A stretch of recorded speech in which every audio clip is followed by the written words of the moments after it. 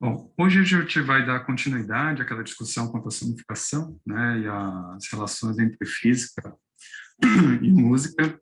E, quer dizer, antes de entrar na discussão, né, da própria sonificação em si, que a gente vai estar realizando hoje com os dados que vocês vão estar trazendo, né, que vocês trouxeram, deixa eu fazer algumas discussões que a gente conversou ontem, né? Deixa eu fazer primeiro, só para clarificar aquela discussão quanto às atmosferas alienígenas, né? O que a gente ouvia, né, foi tocada, né, um trecho de uma música, ela remetia a 3 atmosferas, né? Uma que seria a Terra como referência, né? Então, essencialmente composta por nitrogênio. A segunda, que seria na Lua, no satélite de Titã, né, de Saturno, que essencialmente, né, 95% é nitrogênio, ou seja, uma composição maior de nitrogênio que na Terra, né, e a outra porcentagem é metano, só que a temperatura que aconteceria, né, no caso de Titã, a gente estaria falando de uma temperatura muito mais baixa, né, em relação à Terra, né, da ordem de 100 Kelvin, enquanto na Terra a gente está falando algo da ordem de 300, 290 Kelvin.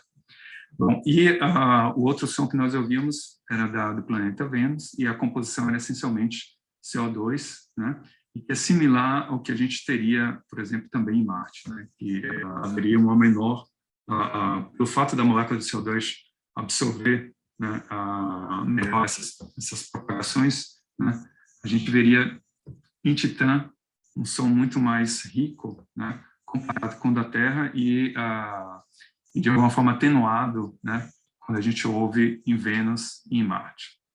Outras questões que apareceram ontem que me deixou curioso e fui tentar correr atrás de responder. A primeira é quanto ao S do violino, né? As pessoas fizeram de imediato uma conexão com o símbolo da integral, que para mim não era natural. Quando eu comecei a tocar violino, eu tinha 8 anos de idade, então não imaginava que essa conexão para mim não era nada natural, né? Mas de fato, o Leibniz, que introduziu, né, o símbolo da integral, ele usou o chamado S longo, né, que é uma variante do S que era usado para a formação no violino, né? Então, de fato, existe historicamente, né, existe essa conexão, e o que a gente vê aqui, que na verdade os violinos foram construídos, né, na época do Stradivarius, em 1600 e alguma coisa, né? Na sequência, esse S longo que acabou sumindo do nosso alfabeto latino, né, ele vem o Leibniz usou para remeter aquela ideia de soma, né, que é uma soma infinitesimal, que é exatamente o conceito que introduz a integral, né? Então, de fato, tem essas conexões. O terceiro ponto que também foi colocado em questão foi a relação entre o Reuter, né, e o Villa-Lobos. Na verdade, eles de fato foram contemporâneos, né? Em algum momento, até quando o Reuter ele vem ao Brasil, ele é recebido pelo Villa-Lobos, né? Mas musicalmente não, acho que essa influência é mais do Villa-Lobos em relação a o Reuter do que vice-versa, né? Tanto que houve todo um movimento, né? O Guarnieri, né, que é um símil compositor brasileiro, ele era muito contra o Kohreuter, porque ele entendia que a música, né, que o Kohreuter fazia, ela não era brasileira o suficiente. Então, são questões aí de nacionalismo, que eu não vou entrar no mérito, né, do ponto de vista histórico. O que aconteceu, por ironia da história, né, o Guarnieri acabou sendo um pouco esquecido assim, do público atual, e o que a gente conhece como música popular brasileira tem uma forte influência do Kohreuter, né? Tanto que nessa pesquisa eu descobri que o Tom Jobim, ele foi tanto aluno do Villa-Lobos, em seguida ele teve lições com o Kohreuter, né? Então você vê que a coisa permeia de uma forma bem mais ampla do que, pelo menos, imaginado, né? Então, fica esses 3 pontos aí que a gente tinha, vocês trouxeram na última aula, e aí eu vou voltar ao que a gente estava comentando, que vai ser a motivação aqui para a aula de hoje, que é o processo de sonificação. Então, só para localizá-los, né, a ideia é que a gente tem um conjunto de dados, a gente vai usar um algoritmo transformando esses dados em som, né, e desde que você conheça esse algoritmo, esse é um processo que é reprodutível e qualquer pessoa, em princípio, poderia estar reproduzindo, né, de uma forma sistemática, como é esperado, por exemplo, no método científico, né? Então, a gente vai usar esse processo para poder estar gerando esses sons, e esses sons podem ser usados tanto para entender alguns fenômenos físicos, como também podem ser usados como elementos, né, para a composição musical. E aí eu vou deixar a criatividade de vocês para trabalhando em cima dessas composições, né? Bom, o que eu gostaria de já começar trazendo, né, que seriam essas ferramentas para sonificação, né, tem várias disponíveis gratuitamente, e também várias comunidades, vamos colocar assim, a depender do tipo de fenômeno físico que você vai estar interessado em estar sonificando, e também do tipo de ferramentas, né, que você gostaria de estar utilizando, né. Eu vou chamar a atenção de 2 delas, uma que a gente vai estar usando aqui para uma questão de facilidade, né, que é o Musical Algorithms. Essencialmente, é uma plataforma, né, na web que permite que a gente possa inserir nossos dados e fazer esse processo de sonificação de uma forma muito amigável, né, essencialmente bastante intuitiva, né, o processo de conversão de som, né, mas o que a gente normalmente usa de uma forma, vamos colocar mais, eu não diria profissional, mas você tem muito mais elementos a ser trabalhado, é o chamado Super Collider, que na verdade é uma linguagem, né, de sintetizadores, e dentro dessa linguagem, né, a gente consegue programar, né, várias relações, você pode colocar vários algoritmos, criar sintetizadores, né, sons, diferentes instrumentos musicais, né, fazer transformações matemáticas, né, nos seus dados, de tal modo que melhore, assim você tem uma infinidade de possibilidades em termos de instrumentação, né. Só que para usar o Super Collider, a gente precisaria estar instalando, né, essa linguagem nos computadores de vocês, e é todo um processo, né, ele é bem mais, ele se assemelha muito a Python e a C, né, onde talvez nem todo mundo tivesse essa familiaridade, né, com essas linguagens, né. Então a gente vai optar aqui por fazer uma experimentação usando Musical Algorithms, mas gostaria de chamar a atenção que nós temos, né, à disposição uma ferramenta que é gratuita, né, e também open source, é chamada Super Collider, né, e até dentro dos cursos de verão aí do IFUSP, a gente normalmente faz uma oficina, né, da qual uma das sessões é usando o Super Collider. A dica, em algum outro momento, a gente possa estar trabalhando, né, essa linguagem, né. Então, essencialmente, o que a gente vai fazer é, dado nossos dados, né, faremos uso daquelas vários elementos que compõem o som, né, ritmo, o pitch, a melodia, o timbre, a localização e a altura, né, o volume do som, né, e a partir desse processo a gente vai converter, né, nossos dados em som a partir de um algoritmo, né. Então, o que eu vou mostrar hoje, né, são alguns casos que remetem a fenômenos físicos que foram estudados dentro do Instituto de Física, né, de projetos desenvolvidos aqui, e depois eu vou mostrar para vocês, né, um caso, né, que eu peguei aqui aleatório, e vou mostrar como fazer essa conversão, e depois vocês podem estar testando com vocês mesmos, né? E aí seria interessante a gente ouvir um pouco também dos resultados, né, que viriam dessas experimentações, tá? Bom, eu vou começar então com um processo, né, que eu vou converter um espectro, né, e aqui nesse caso vai ser um espectro infravermelho, que para o fenômeno físico que a gente está interessado, né, essencialmente quando a gente incide, né, sobre uma amostra que tem uma determinada molécula, um range de frequências, né? Então, a gente vai varrer em termos de frequências.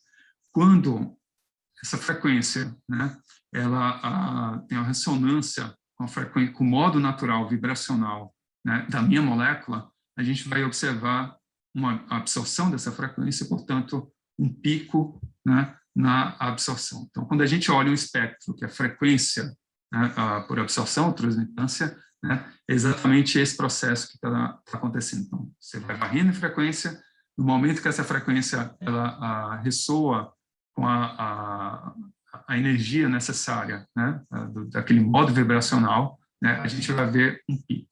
Né? E aí o que a gente vai querer fazer é exatamente olhar, né, não olhar, mas ouvir, né, mapear essas frequências de tal modo que ela seja audível. Né? Então, a gente está tratando aqui de variações de energia, né, de tal modo que a gente vai poder estar excitando, né, as moléculas de acordo com um determinado tipo de modo vibracional natural dessas moléculas. Né? Isso aqui você pode estender essa ideia tanto para o infravermelho, para a RAMA, para a difração de raio-x, ou qualquer espectroscopia, ressonância magnética, qualquer espectroscopia, né, de interesse. Né? Bom, então, no caso do infravermelho, né, a gente vai ter um range específico em termos dos comprimentos de onda, do número de ondas, né, que a gente teria no nosso espectro. Então, entenda esse número de ondas como energia, né? E a gente tem uma conversão direta com frequência, só que ela acontece, né, usualmente, no caso das moléculas, em uma situação onde a gente não consegue ouvir. Né? Então, ela está fora do nosso range auditivo. O que a gente vai fazer é converter essas frequências em algo que a gente consiga, né, ouvir.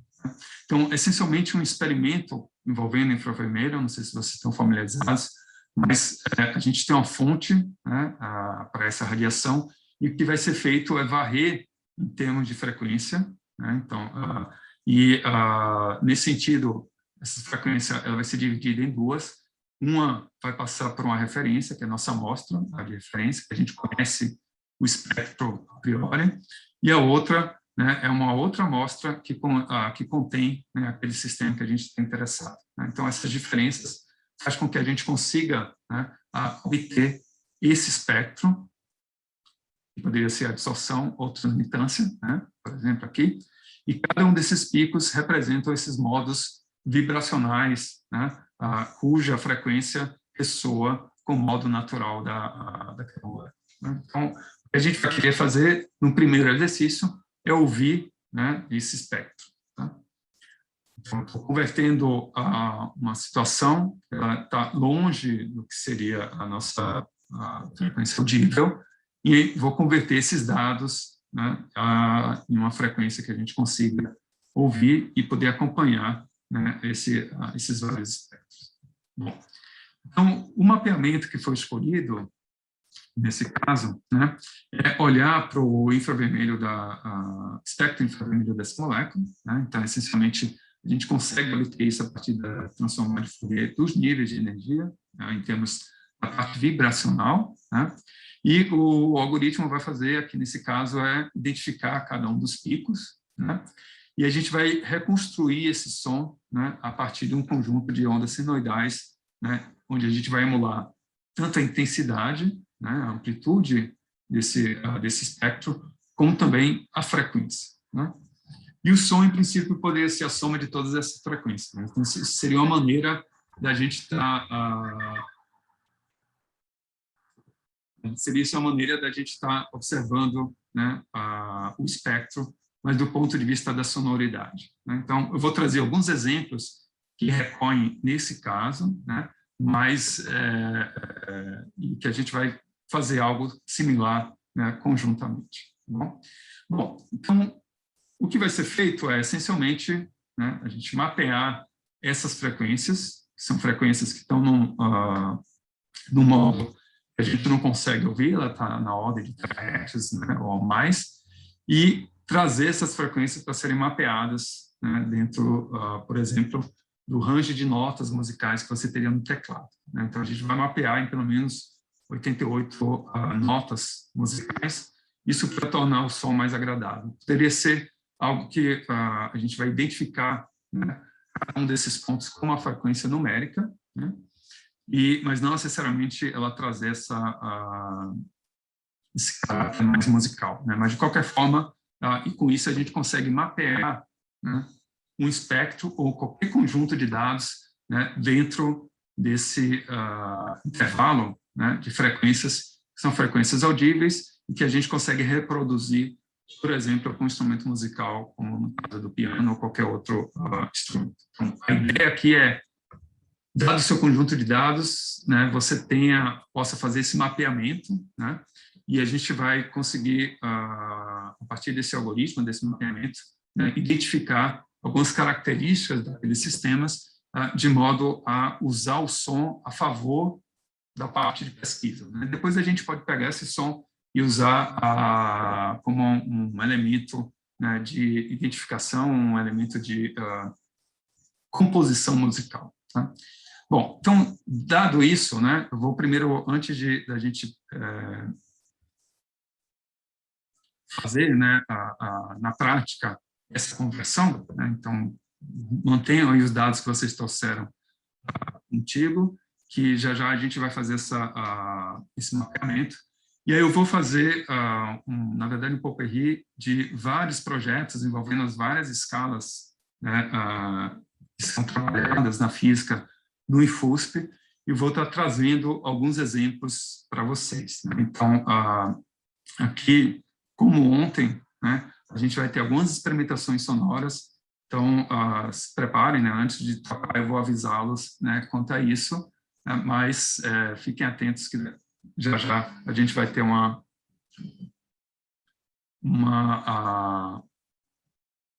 experiência, né, com esses sons, né? Tinha tocado aqui que agora começou a equinócio, né, então começamos com a primavera. Aqui, o primeiro exemplo que eu vou estar trazendo são materiais sobre condições extremas, né? Isso foi um trabalho nosso do grupo, né? Mas eu trago isso porque a ideia era poder estar tentando entender, né, diferenças entre os espectros, né, de algumas estruturas. O que a gente estudou foi essencialmente uma fase da sílica. A sílica é o quartzo, né, o vidro comum, né? Então, se você olhar o diagrama de fase, você tem a temperatura em função da pressão. Essa fase chamada coisita, ela só aparece em pressões muito altas, né? E ela acontece sob condições extremas, né?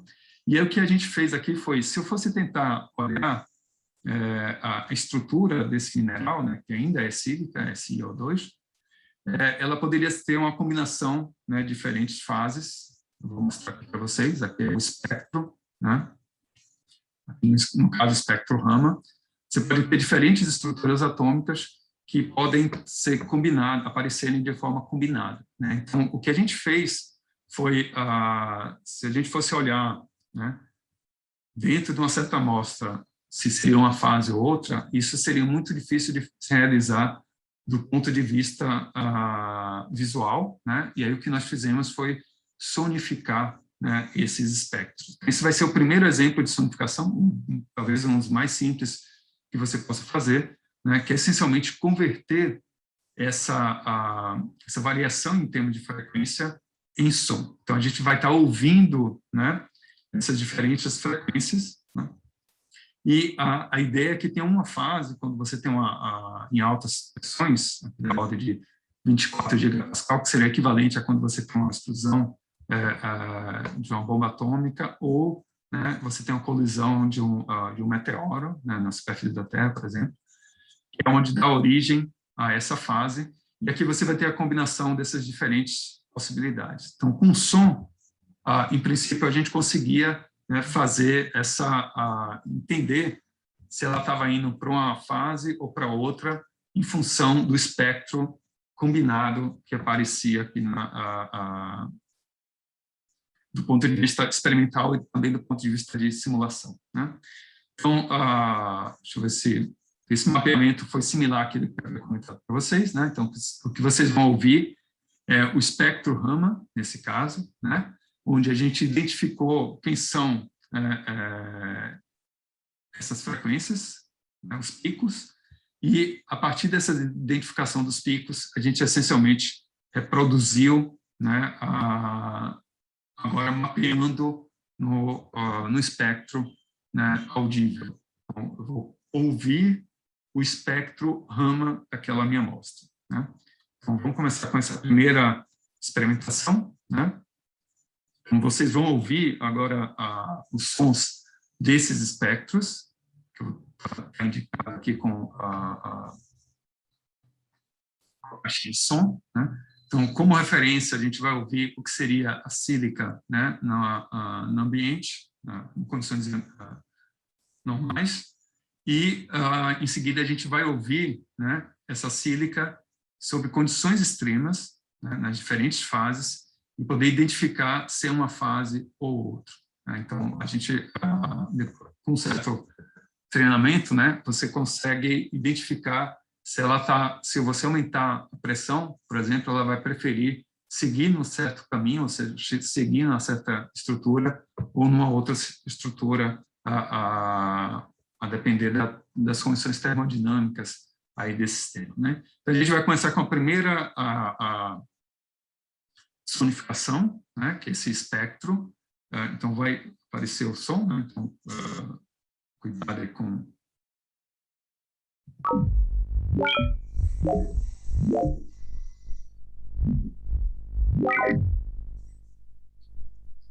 Então, o que vocês acabaram de ouvir foi esses picos, né? Toda vez que você tinha uma mudança na amplitude, né, é uma identificação do pico.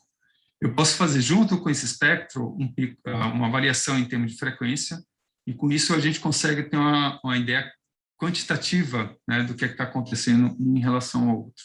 Agora a gente vai ouvir o caso, né, de altas pressões, né? Então vou repetir o caso anterior, né, só para vocês manterem como referência.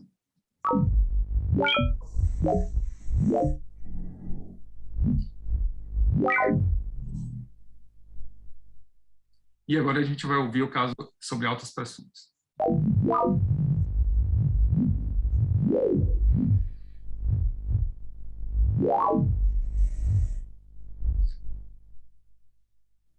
O segundo caso.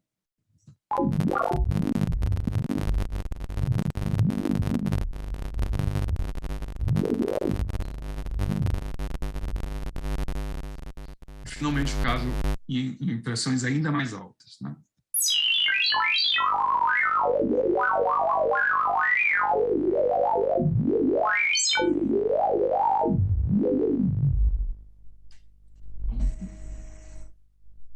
Tudo bem? Vocês conseguiram identificar as diferenças, né? Ou tudo parece o mesmo som, meio esquisito?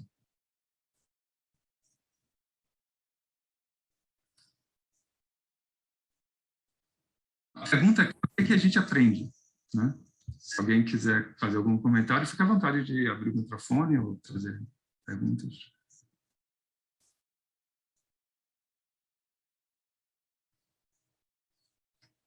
Se eu sigo nessa direção... Né? Professor, por favor, diga. você vai perguntar assim, então, parece que quanto maior é a pressão, mais agudo é o som, ou isso foi alguma modulação que o senhor fez? Isso, não, eu ia falar exatamente isso agora, né? Se a gente caminha daqui para cá, ou seja, se eu estou aumentando a pressão, né, a gente vai começar a ouvir sons mais agudos, né, que é uma indicação, né, da maneira como foi pensado esse algoritmo, né, de mostrar, realçar uma determinada fase, né, da sílica, né. Isso ajuda muito, porque se eu fosse tentar olhar o que estava acontecendo, eu ia passar, né, horas e horas tentando identificar qual a estrutura cristalina daquele sistema, e aqui com som a gente rapidamente você já identifica, né, em qual fase a gente estaria. Então, o som, nesse caso aqui, ele serviu como um instrumento, né, de nos auxiliar a estar identificando fases que não apenas olhando explicitamente, né, para as posições atômicas e para a estrutura cristalina em si, né? Então, é algo que ajuda muito no processo de análise. E quando a gente tem uma combinação dessas fases, a gente consegue identificar, né, de onde está vindo cada qual. Né? É algo que, de novo, se eu fosse fazer uma visualização, isso seria muito difícil de estar fazendo. Do ponto de vista da sonificação, esse processo é um processo essencialmente direto, né? Porque a gente só converteu, ou seja, você, na verdade, só transladou essas frequências para uma frequência que seria audível. O que eu fiz na prática foi estar aumentando em termos de oitavas, né? Até chegar em um intervalo de frequência que a gente conseguiria interpretar, né? E a gente conseguiria ouvir. Né? Então, esse foi um primeiro exercício só para a gente ir se acostumando sobre as potencialidades, né, dessa técnica. Né? Bom, eu vou passar agora para um outro caso, que na verdade é uma contribuição do Chagas, e eu fico até constrangida de ter que falar aqui em nome dele. Chagas, se você fica à vontade. Tá? Então, a gente vai pular, né, de uma escala que era uma escala planetária, né, ou seja, falando de rochas e minerais que compõem, né, a parte dos processos que a gente tem na Terra, e agora a gente vai fazer uma sonificação, né, de algo que estaria ligado, né, a mais astronomia, né, que foi um exercício realizado. Então, o primeiro exemplo, na verdade, é da literatura. Né?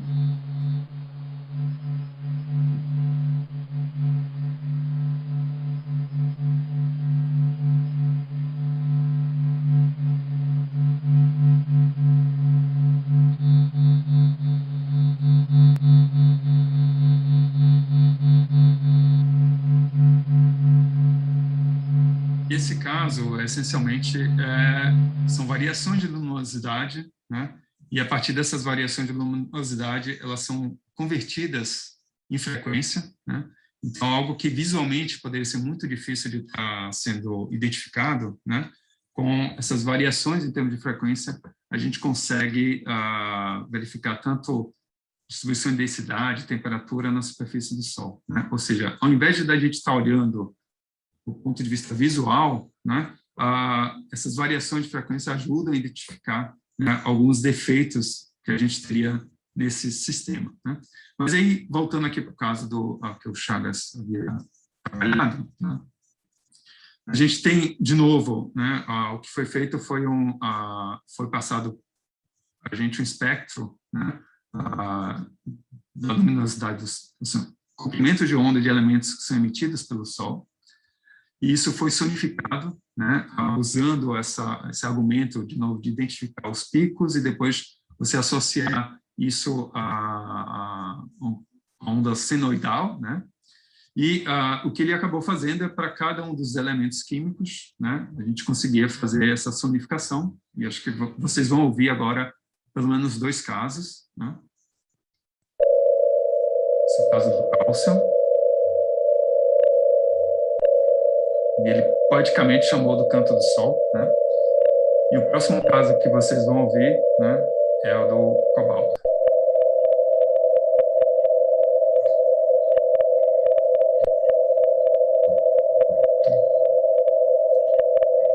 Esse conjunto de sonificações, na verdade, vocês podem, né, acessar.